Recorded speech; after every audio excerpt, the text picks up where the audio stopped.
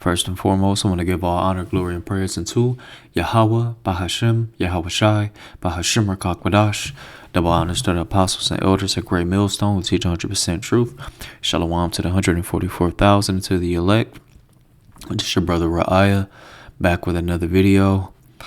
And I wanted to get into this subject of protection, like the hedge of protection that Yahweh Ba'ashem Yahweh Shai will have on his elect and the 144,000. He will have a hedge of protection around them. You know, some of the elect are going to, die as martyrs. And, some of the elect are not going to die. But, the Lord, even up until that time, depending on what the Heavenly Father wants to do, he still is going to have a hedge of protection on those that fear him. And I wanted to get this account in Bel and the Dragon. And it was a good example of how we should be in a time when an hour of temptation with the MOTB is to come about. Because, we're not going to know how and what situation we're going to be in when everything pops off. But we just need to take the accounts of our ancestors and see what they did when they were in troubles, when people wanted them to denounce the Heavenly Father, and how by them keeping loyal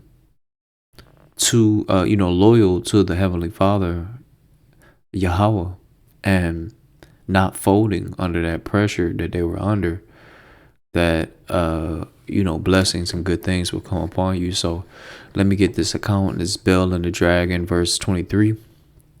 And it says, in that same place there was a great dragon, which they of Babylon worship. And actually, this is in the what version is this? The Word English Bible. I didn't get it in the King James. I got it in the Word English. So just so it can be a little bit more clear.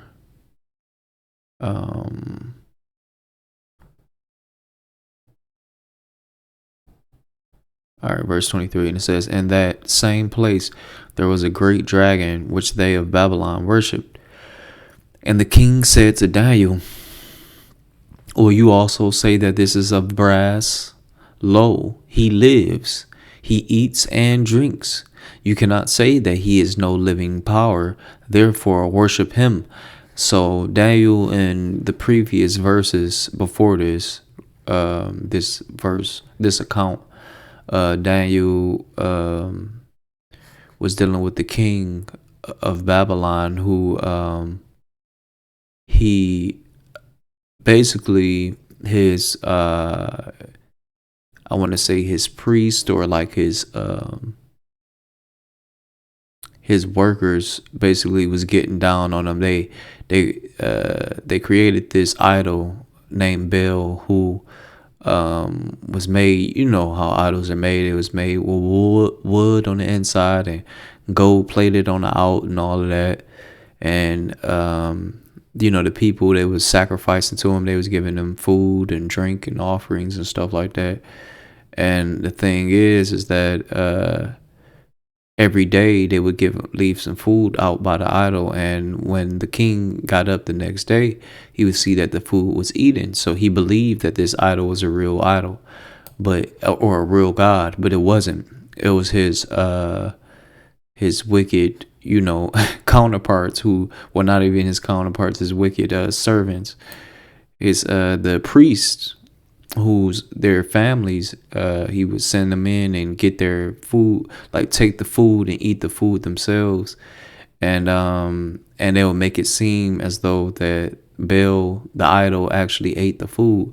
So what Daniel did was he went and he threw like some ashes or like some powder or something like that, and on the floor to catch their footprints.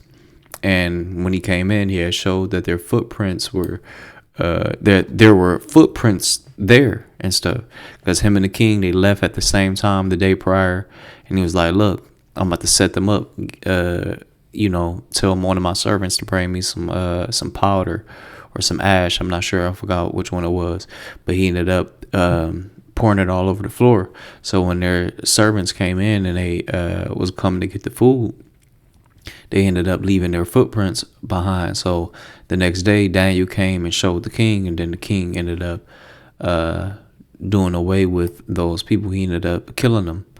And that's what verse 22 says. Therefore, the king slew them and delivered them, because this was his priest, the priest and their wives and children was eating the food. They had a private door. Basically, let me get verse 20 so y'all can see. It says, and the king said, I see the footsteps of men, women, and children.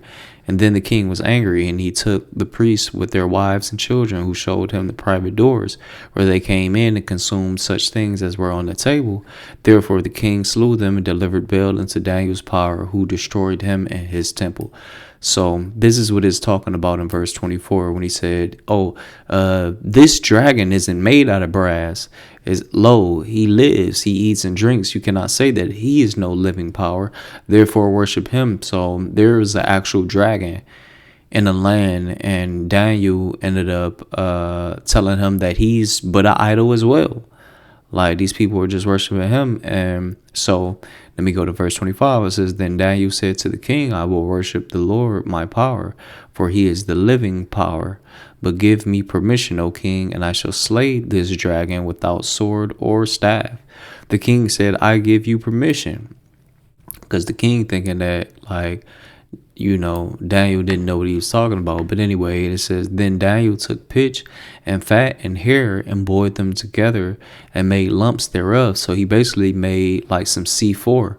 You know how you see in these military movies where they'll concoct something that, it'll blow if you set a match or a flame to it, or any type of heat hits on it, it'll explode. And that's what he did. Daniel took pitch, which is like tar, and fat and hair, and boiled them together and made lumps thereof.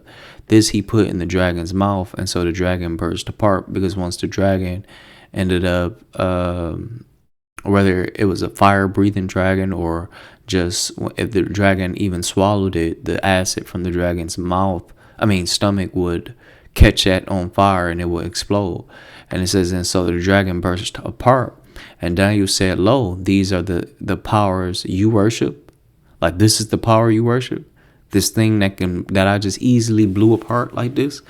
And he says, when they of Babylon heard this, they took great indignation, great hatred, and conspired against the king, saying, the king has become a Jew, and he has destroyed Bel.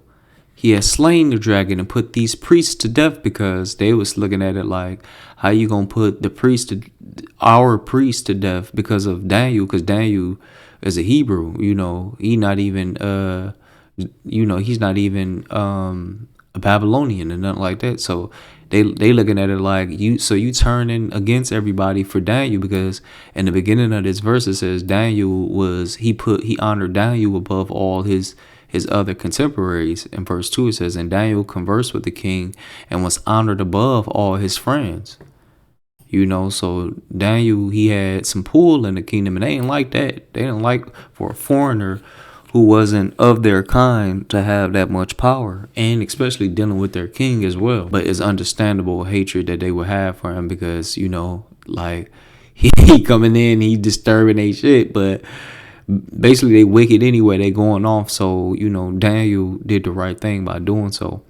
But anyways, this is when they of Babylon heard this, they took great indignation and conspired against the king, saying, the king has become a Jew, and he has destroyed Bel. He has slain the dragon and put the priest to death. So they came, and I'm gonna have to do this in parts, y'all. So this is part 1, and I'm gonna move on to part 2.